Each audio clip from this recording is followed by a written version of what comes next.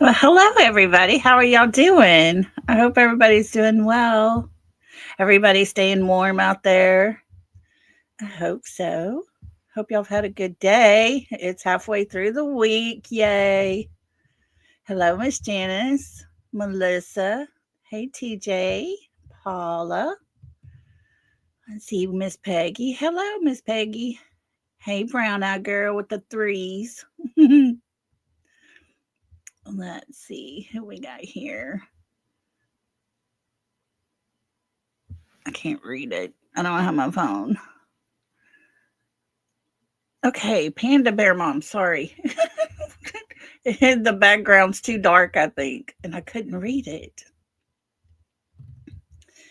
Well, hello, Miss Mary. Thanks for being here, Trishy. How are you? I hope you're well. Hi, Tina.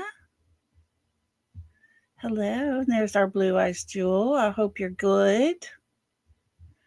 Hello, hello, and hello to everybody else out there. Hi, Mona.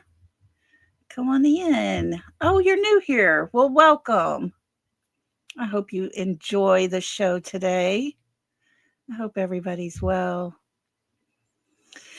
There's a lot of sickness going around here, and I hope y'all are not. Blue Eyes, you okay? You worry me. You're sad and heartbroken. That's not good. Hey, Dancing Queen. Girl, you better send me a message or something. Let me know you're okay. Hey, Justice Jane and Ginger Girl. Thank y'all for being here, Miss Kathy. I appreciate y'all so much. Um, Hi, Heather. Thanks for coming in. Today, I will, TJ, I will. Today, we're going to be busy, busy, busy little beavers because we're going to go over an interview that Nick Barris did back in April. And it was a Facebook Live that he did, and he was answering questions. I thought we can go over that and we can kind of compare it to just the difference that was happening in April compared to now. I thought that would be something good to go over. Hello, Reality Wins. How are you doing, beautiful? And Heather. But so that's what we're gonna do. And then at 5:30 Central Time, um, Jennifer with Break the Case is gonna have another live about Sebastian. So we'll all want to go there. Hi, Paula. Thanks for coming in. And if we get through there and y'all want to share with Voices Behind the Wall, she will be doing a live tonight, and it's going to be over Summer Wells, and it's going to be about the church that they attend. And she has done a lot of background searching, and she'd asked me to be on panel with her tonight. So we're going to go over there. If y'all would like to join up, come over there and listen, because that place is not a good place. Yes, the cult of the church. Yeah, it's not good. And to think that, little Summer was part of that, and then she goes missing, kind of makes you wonder. And, I didn't really think a lot about it with little Summer at first. I didn't think much into the church. But then when I saw a video somebody else put out, and it was like a little singing time that they were doing a Christmas program, maybe. And there was a little blonde haired, blue eyed girl about Summer's size. And she was up there. She acted, sorry. She was acting just like Summer, and especially towards Miss Robin, the lady in the church that Summer loved so much, this little girl was doing the exact same things. And she looked just as scared as Summer did. And that's what kind of opened my eyes. So I'm anxious to see what Cher has learned. But anyways, we need to stay on Summer's case as well. And it's just so sad because there's nothing. There's nothing there. So, hey, Brianna's World, how are you doing? Thank you for coming in. Everybody else that's listening in, hello. I appreciate y'all. So let's get busy. This is going to be take us a little while to get through with this interview that he does. And like I said, it's a Facebook Live. So we're going to play it and people are asking him questions and things. And it was done in April. So pretty much at the beginning. And I'm just haven't made it all the way through, but I'm really curious to see what difference there is today compared to what there was April. So in the description of this video is going to be his link to his Facebook channel. So that's in there. I am going to put up a banner for fair use. If I can find where it is. There we go. All right. We'll put that up there. And then we will come back and I'm going to stop it periodically so we can discuss some things. Okay. So I hope y'all enjoy this. And let's get going.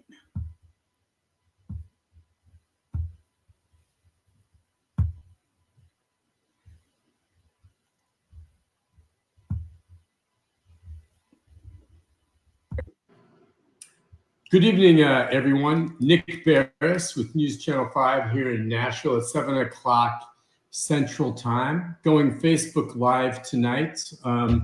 As I mentioned, if you've been following my posts on Facebook over the past week on the ongoing search for Sebastian Rogers, many of you have been asking me to do a Facebook Live. It's been a while since I've done one of these. Unfortunately, I've covered my share of missing persons cases, some very high-profile ones involving children in the past. Usually do gavel-to-gavel Facebook Lives when we do our trials. This is one that I think has gotten to the point where I think there are enough questions out there for many of you that if I can try to answer some of these for you, glad to do it. This is 1 week since Sebastian Rogers went missing out of Sumner County, Tennessee. And there have been several developments. Again, I've been on it from the beginning, and I'll fill you in on what we know today, but most of you know the backstory, and it's an upsetting one. Sebastian, a 15-year-old boy, autistic, was said to have walked away from his home on sometime between Sunday and Monday of last week. That would have been the 25th and 26th of February. Walked away. The family called the following morning to report that Sebastian was not there when the mother went in to wake him up to go to school. Alerted the sheriff's department. They said the law enforcement was there within 10 minutes and continued to look. There was something of a search and an effort at a manhunt that first day. It was an endangered child alert first issued by the TBI, and then it was the next day on Tuesday that they've made this an Amber Alert, which remains current now. Keep in mind, an Amber Alert means a child either was abducted or is in imminent danger of serious injury or death. At the time, they said they were going to the Amber Alert because Sebastian was missing. He was autistic. There could be some medicines. But, I personally think that all along there's been more to it than that. What is the significant shift that I can fill you in on? Over the past week, I think law enforcement, private citizens, TBI, firefighters have done an incredible job of searching the area around Sumner County, around Hendersonville, around this home. It's a nice neighborhood in this home. Searching by air, by ground, bloodhounds. The word was that Sebastian, if he left was barefoot and wandered away and vanished. I have not seen a level of search to exceed what we've seen over this past week. They have done a tremendous job. They have been organized. They have had grid searches. They've had hundreds of people out. And again, as I said, by air, bloodhounds. They've gone door to door. They've asked citizens in the area to check their sheds, any areas where a child might have gone in and possibly got locked up. They've gone looking for any Ring camera video at all. Now, how much they pick up a Ring camera in the dark, I don't know, but any Ring camera at all. A tremendous job covering every base. Well, we do know that they picked up Ring cameras. We do know they saw things.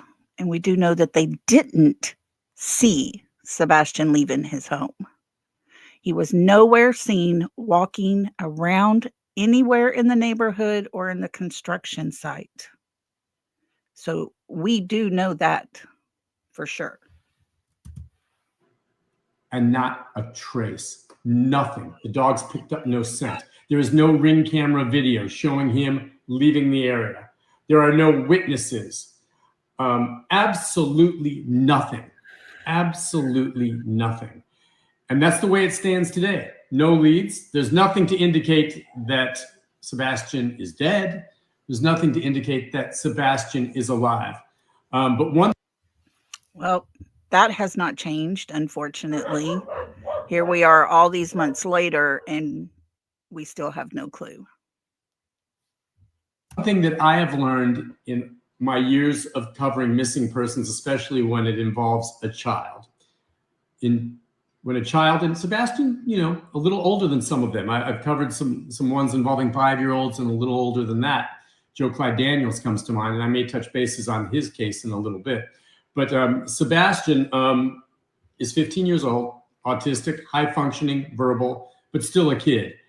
And I was told this a long time ago by an investigator I had a lot of respect for. And it's basically this, that a child does not completely just simply vanish. Boom. There we go. A child does not vanish. It's impossible. On their own. It doesn't happen. On their own. Barring the very rare circumstance where a child maybe wanders off on his own or her own and falls into a well and no one ever checks it and they're never found and they just vanish. Or a child, is grabbed by an animal in the woods or falls into a ravine. Barring the very unusual circumstance, children never vanish completely without a trace on their own. There is always a sign, there are always breadcrumbs. So in the absence of any of this, what was announced today is that authorities are scaling back the search. That does not mean they're going to stop. They're going to be back out there. They're going to continue. But what they termed it was, we are shifting to where this is more of an investigation. What does that mean? Okay, they have not said this publicly, but I have sources close to the investigation that tell me that not just today, but prior to today, but today especially, it's the most they hinted to it. They're shifting to where they are looking into whether or not there's evidence of foul play. And guys, that was like a weekend.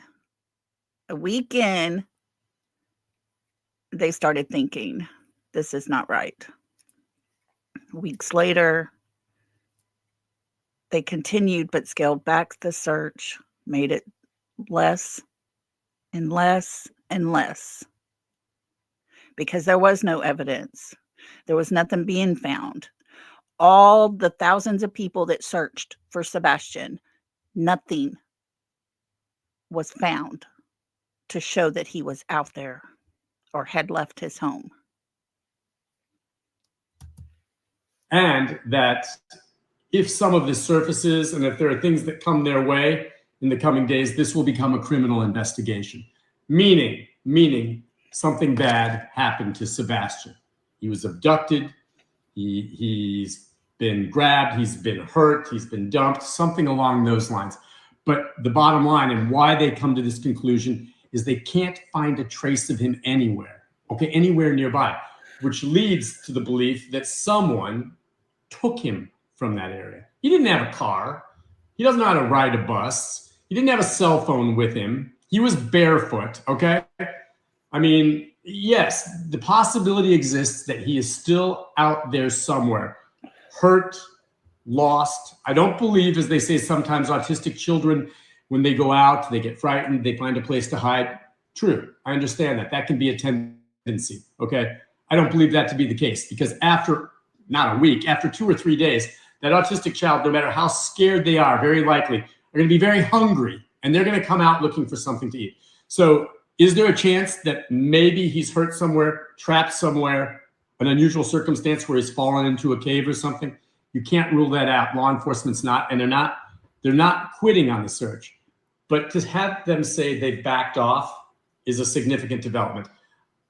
I knew this was basically coming 2 or 3 days ago. And I can tell you, law enforcement has been considering, through all the interviews they've done, from the parents to the neighbors to the friends, keeping tabs. You know, whenever a child, or let me give you an example. If my wife were to disappear tomorrow morning, okay, and I wake up and she's gone, and I call to report it to police, there's no evidence to link me to her disappearance, and let's say I had nothing to do with it. Doesn't matter. That instant law enforcement shows up, I am suspect number 1. Boom. That should have been what happened from the beginning. There's no evidence of him anywhere. And yet we still don't see any suspects. It's crazy. Okay, until they clear me. I'm suspect number 1. Now, we'll talk more about the parents who, for the first time, and it took them a while, but for the first time last night and then today, have given some interviews and have spoken out about this. And it's heartfelt, and my heart goes out to them. And we'll talk more about what they said and take some of your questions.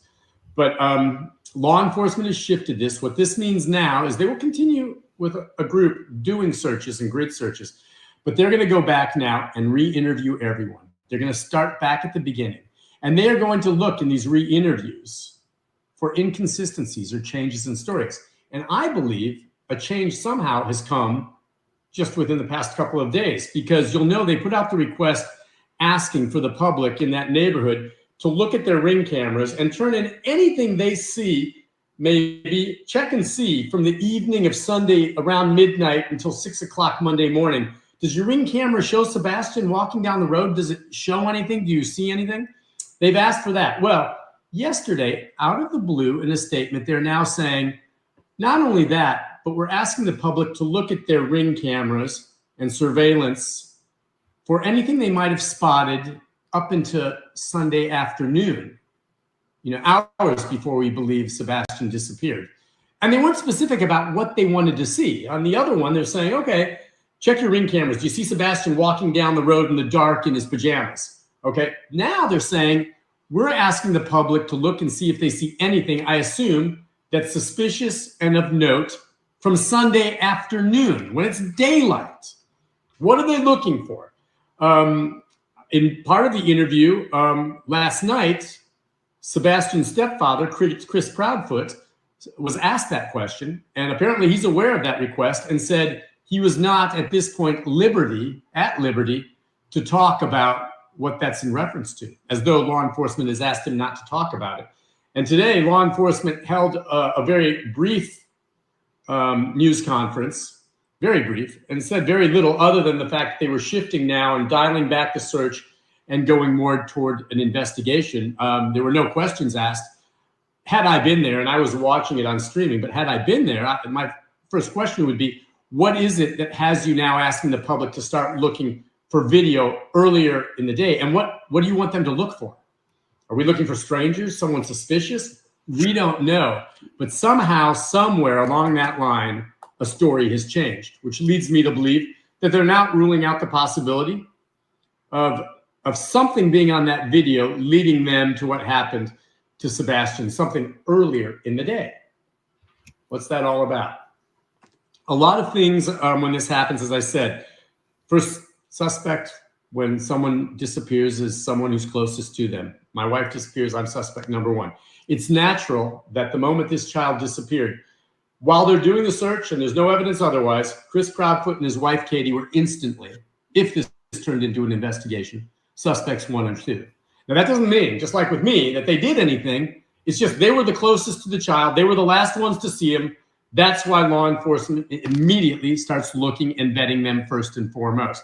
What I can tell you is that in one of the interviews, Chris Proudfoot said that they've been vetted, they've been questioned, they've been talked to, and they've been cleared. Now, that's what he said, okay? What I know law enforcement has said, the parents have fully cooperated to this point, and they seem very heartfelt and devastated by the loss of their son and stepson. So there's no reason to believe otherwise, but law enforcement has not cleared anyone. Okay, Mr. Chris, do you hear that? That's still true today. All these months later, the parents have not been cleared. Chris is so adamant to make sure everybody believes the fact that they have been vetted and checked into and they are clear. They are not clear by no means. They have not publicly said that the parents are cleared or the neighbors cleared or anyone's cleared, okay? They're not clearing anyone. And I guarantee you at this stage, everyone remains a possibility, okay? So yeah, the parents may say that they've been cleared and vetted. Until I hear that from law enforcement that they've been cleared, I'm going to say they're like anyone else. They're cooperating, and that's a good thing. But that does not mean they've been cleared, just as no one else has necessarily been cleared. So that's where we stand. It's been a week. I just wanted to kind of put some of that out there. What I want to do is give you all a chance to answer as many questions or ask as many questions. I'll do my best to answer them for you. But I want to be clear on this. It's not fair to say, well, and I know many of you will have theories and, oh, well, the parents this, the parents that. Keep in mind, I mean, assuming as we should at this point that the parents had nothing to do with it, calling them out now and saying, well, they must have known something, that has to be devastating. They're already hurting because of the loss of the stepson. And now to be called as suspects by people who are just basing that on hunches without evidence, that's not fair. Trust me, I've covered plenty of these cases where children disappear and it comes back and darn right, the parent who was originally grieving turns out to have been the perpetrator. Okay, that happens more often than not, but that's no indication of this now.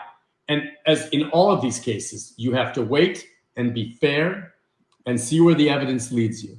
And law enforcement will fill us in. I do think one reason law enforcement really, in my opinion, has not been more forthcoming with more information. I mean, except for what we've heard from some of the parents about how they woke up and the mom found that he was gone, they haven't gone into a lot of detail about some of the circumstances and how and where. They've kept things very close to the vest, in my opinion, maybe for very good reason. But there's a lot of questions to be answered that we don't know at this point. So one other thing I wanted to mention, you know that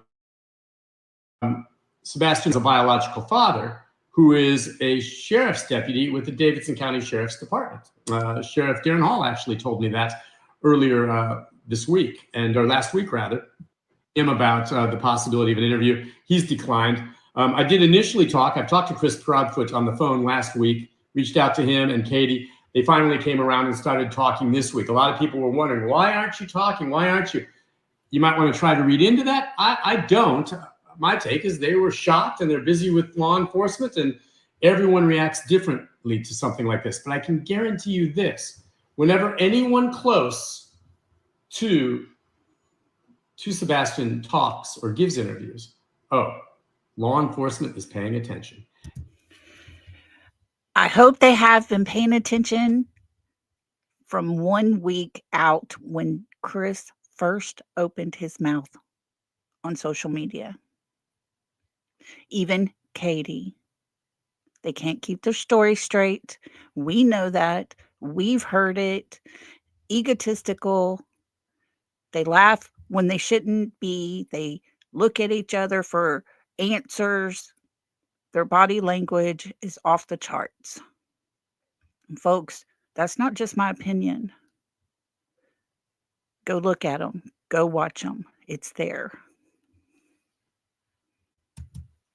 They're vetting it, they're listening to it, and they're going to see if any of what is said contradicts what they've said in interviews. And I know for a fact from Chris, who told me himself, that the TBI has already been back and interviewed both him and his wife separately. That was last week.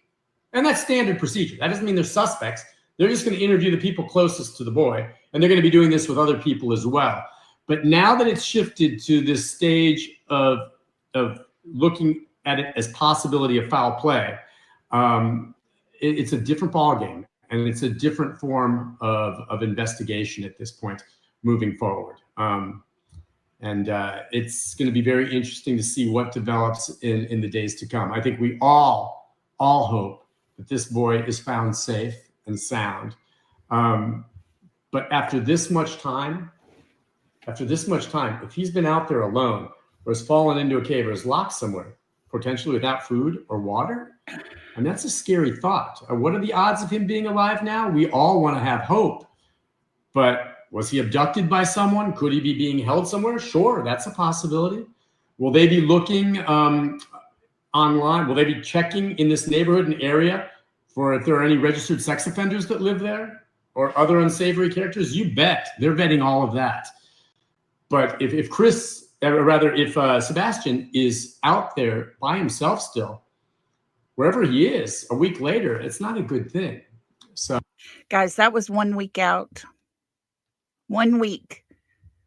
And he's saying if Sebastian's out there in the elements, it's at that point not a good thing. Look at all these months later. It's scary to think about it. And at this point, all we can do is pray someone does have him, because that would be his only hope. So anyway, those are my thoughts. What I'm going to do is kind of scroll up and down. If you have questions or comments, let me know where you're at. I'll try to answer some of them. I'm just doing Facebook Live, so I'll scroll through this. But, theories, things. Did they have home security cameras? Law enforcement has not told us that.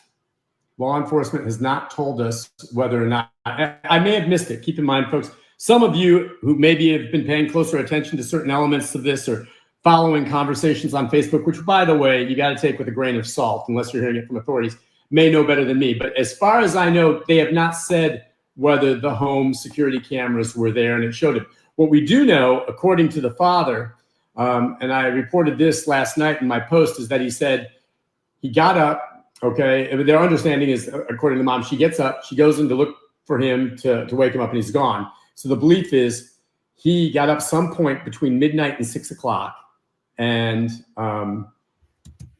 not sure why midnight is mentioned here, because we definitely know, according to Katie's words, the last time she saw her son was when he was going to bed at 9:00 p.m. She didn't get up and go look in on him. She told us that with her own words. And the 12 o'clock thing, what's that about? Why at the beginning was everyone saying between 12 and 6? When the mother last saw him, according to her, at 9 p.m. But guys, we got to stop and think about this. We don't know what she told law enforcement. And as many versions as we've heard, law enforcement could have got a whole different version. We don't know. Went out a locked door. The door was locked and vanished without a trace. The door was locked. So I do not know if they had home security cameras, but if they did, I'm thinking they've pulled it and they've looked at it and they don't see anything. Trust me, if they had any security camera video from the home there or from some of the neighbors, and this is a nice neighborhood. This is a nice house. I guarantee you there's many homes there that have security cameras. If they had any of that show the boy and what he looked like that night when he vanished, that would be all over the media right now. They need that out there so people can look for him. They don't have any video. That's the other thing that's crazy. No video. When he disappeared those 2 days, that Sunday and Monday, the weather wasn't bad. It wasn't raining to rain, and wash things away. He was barefoot out there. The bloodhounds picked up nothing. Nothing. No one driving by is reporting seeing a small child well, he's not small, seeing a child or this 15-year-old walking down the road. Nothing, nothing, nothing, nothing. So in the absence of that, as I said, children do not simply vanish into thin air by themselves. They are taken. What was that he said? Children do not vanish into thin air. They are taken. Since this Facebook Live he did, we've now seen the flashlight video, which pretty much makes most of us realize something really bad was going on in that house, and they had to cover up whatever it was. And therefore the car comes, a person's there in the yard with the flashlight, another person comes out, they meet up, they go back to that vehicle, and one flashlight runs quickly back to the house. They were taken. He was taken, in my opinion.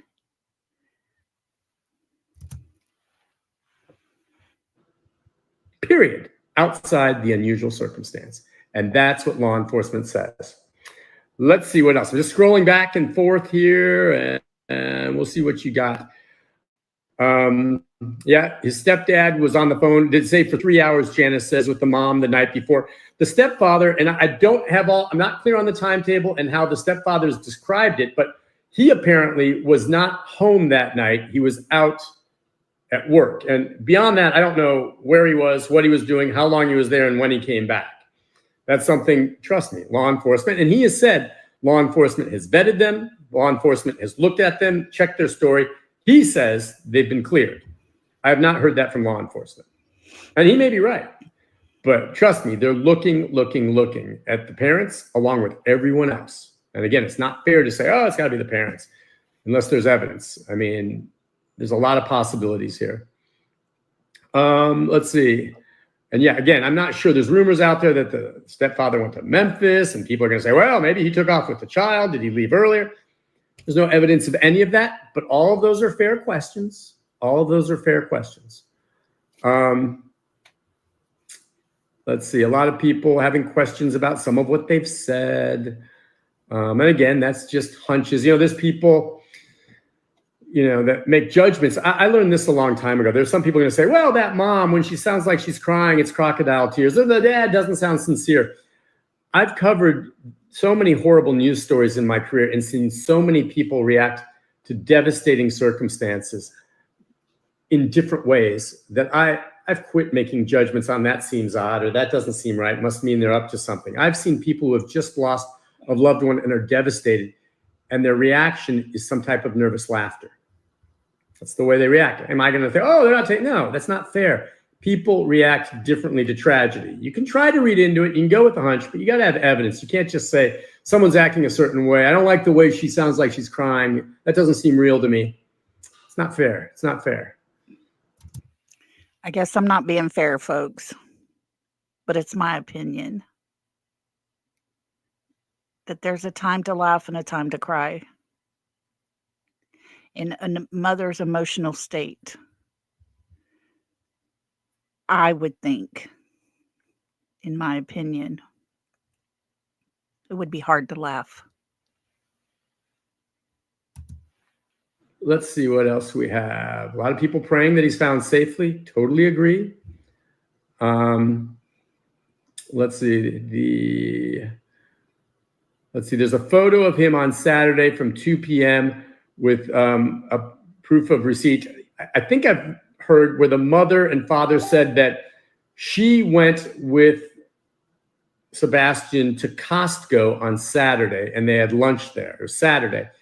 And then the next day they went to BJ's. Costco and BJ's are like, big, box stores where you can buy a lot of stuff. Costco, you can go in there and get a great slice of pizza or hot dog for next to nothing. So they were having lunch there on Saturday. Now, as far as going back to BJ's on Sunday, look, if law enforcement wants to check on that, I don't know. Is there security video at BJ's? They can go there and see whether or not they spotted her with the child at BJ's on Sunday. I don't know. But yeah, there is a photo that I think the mother has posted showing her with her son at Costco. But that's on Saturday. Remember, he disappeared, according to the family, sometime between midnight and 6 on Sunday, 6 in the morning, Monday. Let's see what other questions we have here.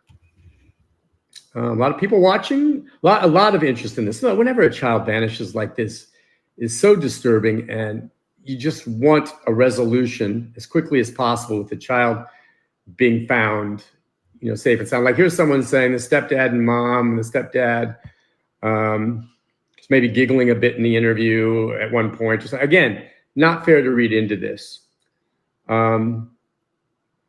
Let's see. But keep in mind, a lot of these theories that I see coming here that you're coming up with one way or the other, looking at, I guarantee you law enforcement has thought of these as well. The difference is they have to find proof to back it up. And there's a lot of ways to do that. They can ping cell phones. They can check security videos depending on where someone is. They can look at receipts and confirm things like this. And I'm not just talking about the parents. I'm talking about neighbors or friends or anyone like that. They're going to be looking at any time the boy was on social media. And his parents said they were very strict about that and didn't let him communicate much with social media. And he didn't have many friends outside a couple of them at school that he would hang out with that maybe could have coerced him into going somewhere. So keep that in mind. So again, as far as him not having friends at school and things, I have an opinion on that. Sebastian was a very happy kid. He was very outgoing from what I could tell on the videos and other things. He was not shy. And for them to portray him as a kid who had no friends, I think is wrong. I think they tried to make it out like there was a reason why Sebastian was not allowed outside. I believe they portrayed him in that way, so there was a reason why he stayed in his room and only played his games. I think he probably stayed punished more than he was allowed to go outside. And guys, that's completely just my opinion. That goes more toward foul play. Does this sound like, does an autistic child walk away barefoot? I mean, we've heard the family say that they think he left with a flashlight and no shoes. I think he would have put his shoes on before he left if he was going to do something like this. That's kind of weird, right? Why did he leave barefoot? I don't know. But yeah, the stepdad, and when we say apparently the stepdad, Kayla says, was out of town that day. All we know is that he wasn't there at least that evening when they were talking. And so unless I missed it, I don't have a good feel for the timetable of when he left and when he came back. But he was on the phone, and it was his wife who called him and said, I got up and he's not here, and what the heck, and what do I do? And they called the sheriff's department, okay? They did the right thing. They did that. So I'm not clear on where the stepdad was and for how long and when he left. And if there's security video confirming that he shows he left and all that's being vetted. Another thing that'll be interesting, some people have asked me, could the parents be asked to take a lie detector test, or could anyone else be asked to take a lie detector test? Yeah, they could be asked.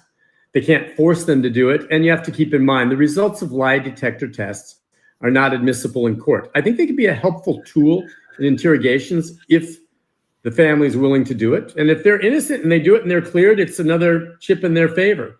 The other part of this, and I have not heard one way or the other, but I do not believe yet the family, stepfather and mother, have hired an attorney.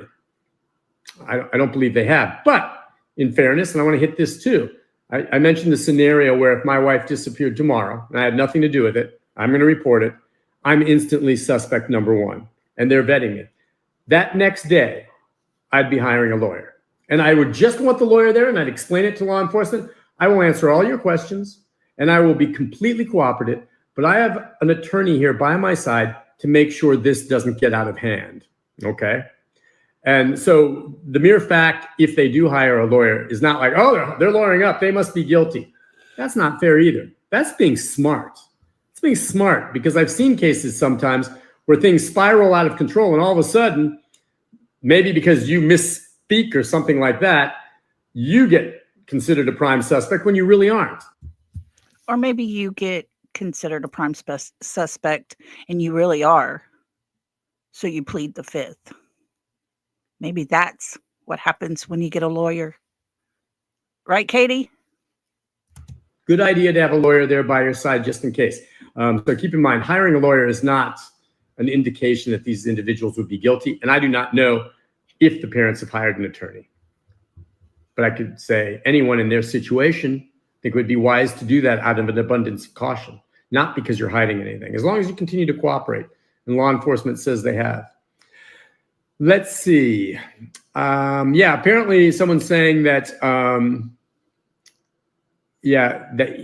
Sebastian was a big fan of Minecraft and they'd let him play Minecraft and questions about could he contact someone from Minecraft. But even that, I mean, put yourself in this young man's shoes. Who's going to go on Minecraft and say, hey, Sebastian, why don't you come out in the middle of the night, walk down the road and meet me somewhere? And then he's going to go, and then what's their motive for taking him? I guess it could be human trafficking, a child sex offender. It just seems like a lot. I don't buy it. Something else is going on here. I mean, maybe something else was going on in his head that led him to wander out there. Or as I said, authorities now are looking hard at foul play. But they're not naming any suspects or anything like that. But kids just don't disappear on their own without a trace. I'm going to keep saying that. That's, when it comes to these things, a key phrase.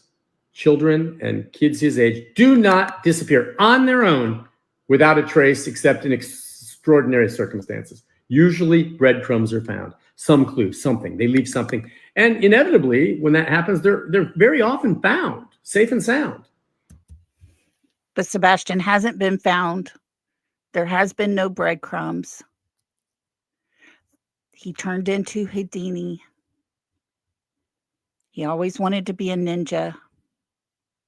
He walked out and poof, he was gone.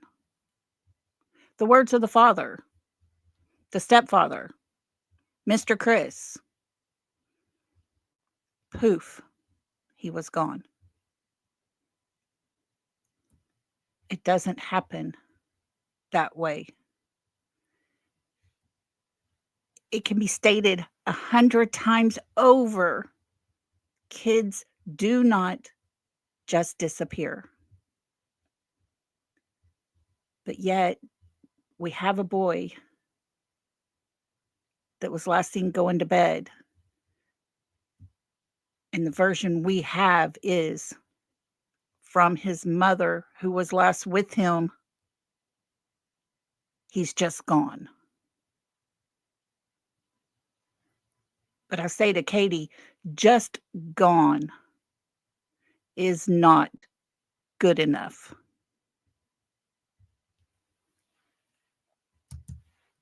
And that's a good thing, So let's see, what else do we have? A lot of people watching. Parents said he left with the flashlight and in all black. So did they see him leave? I'm guessing that the mother saw him that night when she sent him to bed and what he was wearing. And I believe that the flashlight is missing, so they're assuming he took it. Now, keep in mind, we've since learned, Seth told us it was a small yellow keychain flashlight. It was a fidget toy that he had. It was not even working. Therefore, the flashlight videos that we see, whether it was a flashlight or a cell phone light or whatever light it wasn't from his tiny keychain flashlight.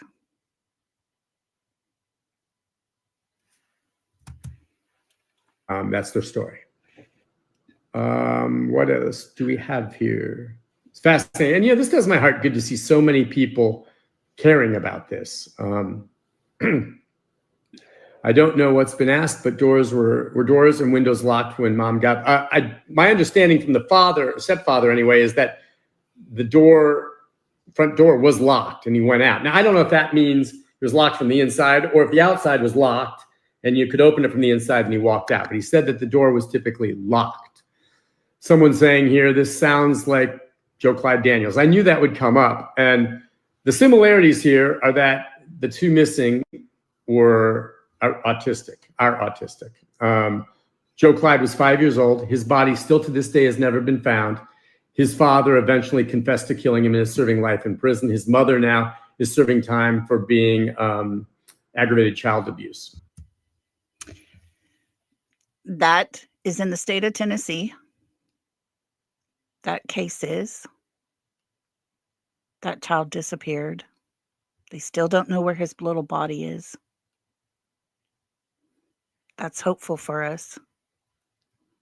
That's hopeful that even as of right now, it's possible for those who have done something to Sebastian can be charged. Okay. That's what happened in that one. And they were questioned and eventually they broke. And that's how that played out. That's the only similarity. And it's not fair to compare these parents to those parents. These parents are not charged. They're not named suspects. Nothing at this point. But both missing, both autistic. Of course, Joe Clyde was considerably younger, 10 years younger. Let's see. How could the dogs have tracked nothing? Great question. And I don't know. I mean, these bloodhounds are incredible. Have you ever seen demonstrations at like the Wilson County Fair? I mean, they can take your scent on a quarter and hide it across the fairgrounds and the dog finds it. I mean, they're incredible. And they didn't pick up any scent of a barefoot boy walking down the road or in the back or anything. Depends on who you listen to, because Mr. Chris has told us they followed his scent down around the side of their house, all the way down to the retention pond, and just stopped. We heard yesterday there were footprints leading to the pond, but it was never verified that those were Sebastian's footprints.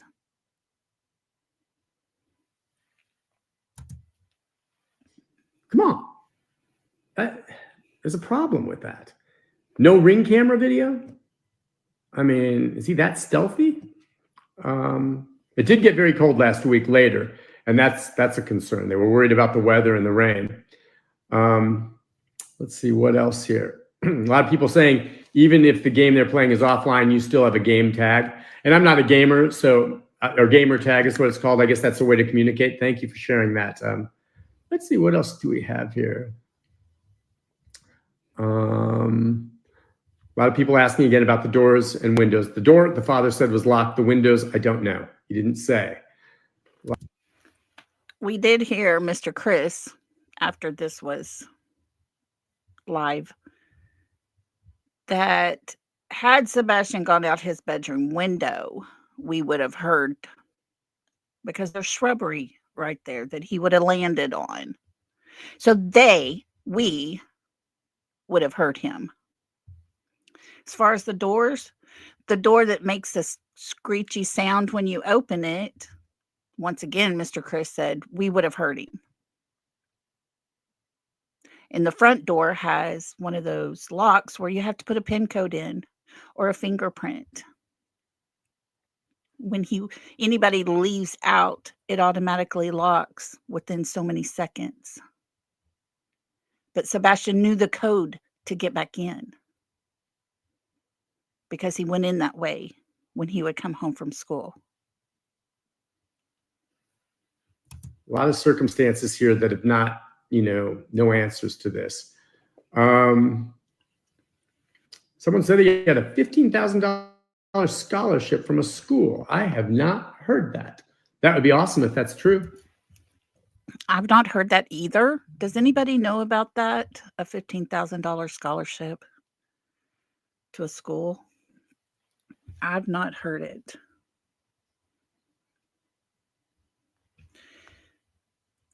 Okay, guys, it is 5:30, and I hate to cut this off here, but I'm going to go ahead and stop this.